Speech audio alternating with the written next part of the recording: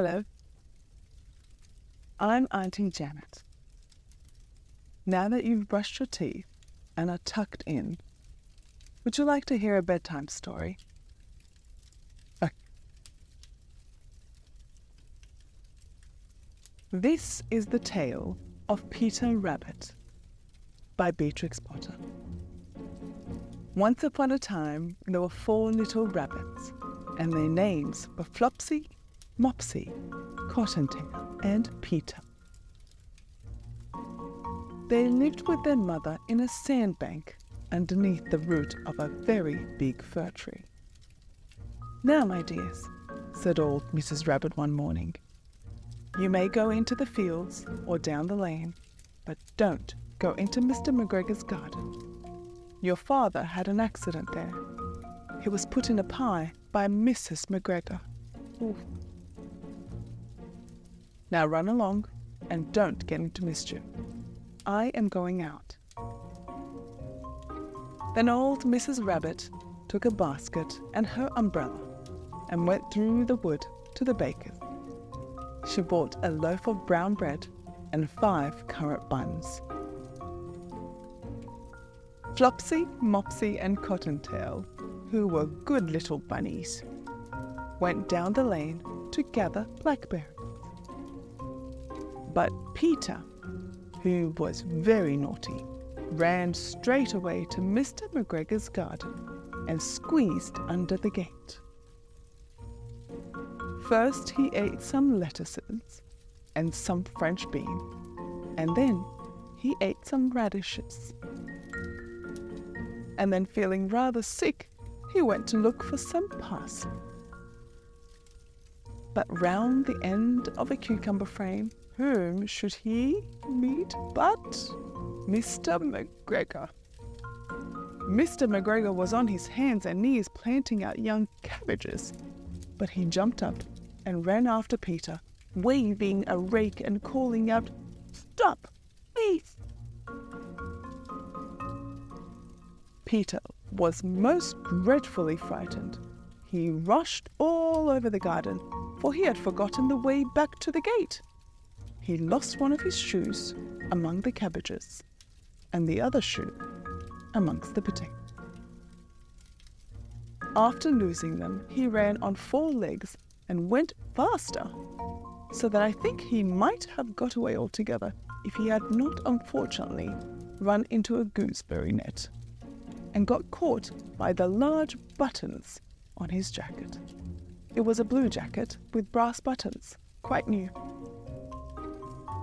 Peter gave himself up for lost and shed big tears, but his sobs were overheard by some friendly sparrows, who flew to him in great excitement and implored him to exert himself. Mr. McGregor came up with a sieve which he intended to pop upon the top of Peter, but Peter wriggled out just in time, leaving his jacket behind him. And he rushed into the tool shed and jumped into a can.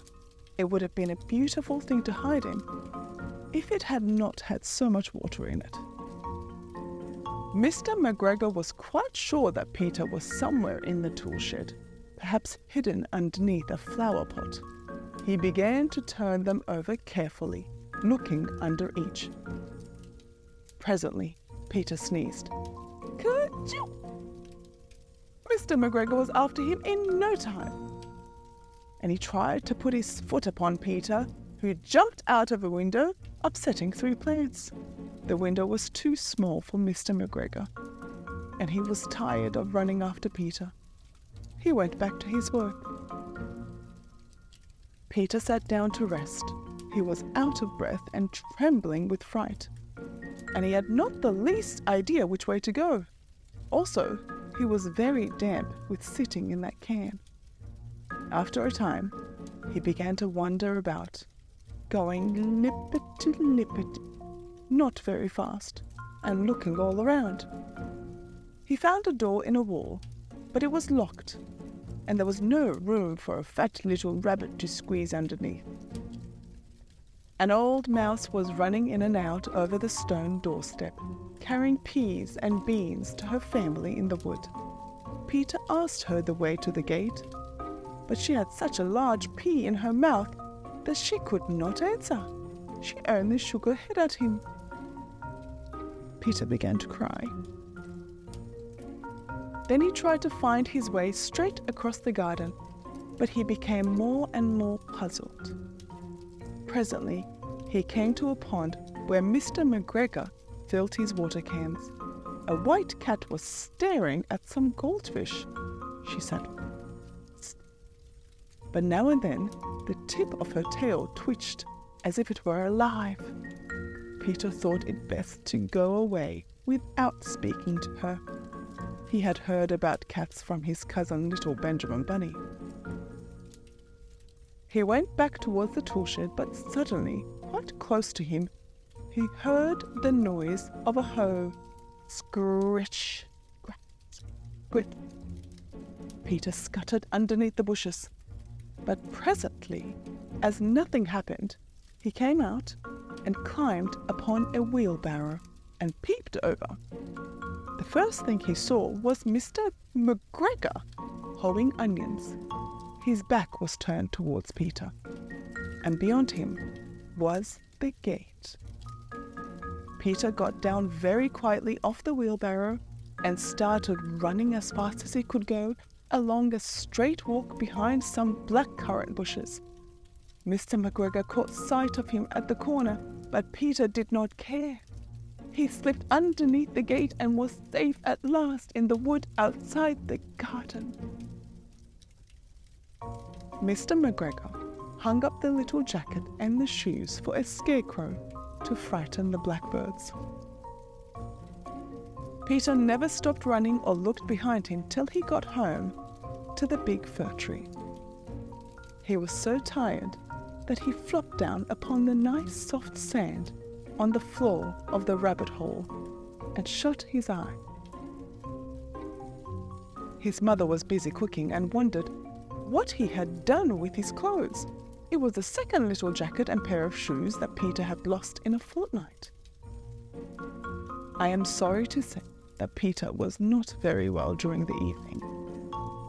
His mother put him to bed and made some chamomile tea, and she gave a dose of it to Peter.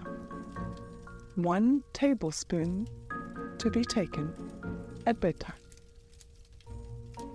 But Flopsy, Mopsy, and Cottontail had bread and milk and blackberries for supper. The end. Did you like that? It's time to go to sleep now.